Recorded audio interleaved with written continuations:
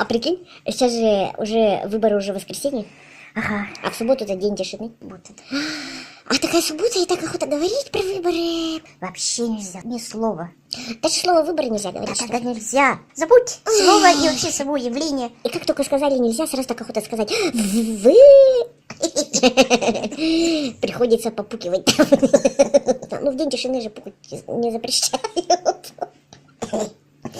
День тишины, это, между прочим, это молчанотерапия. Молчанотерапия. А вот, кстати, молчанотерапия нам-то помогла бы. Да, это вот помолчать вообще всей страной, понимаешь? Сижу Ну и вот. думаю, правильно ли я сделала? Ой. Это... Ой, извиняюсь. Правда? Господи.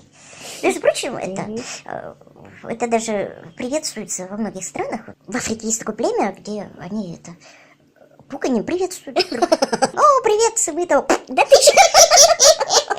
И это считается знак уважения. Да, это знак уважения. Да, пая. Да, надоело. Ой, что-то там уже и Надоело? говорить-то не о чем.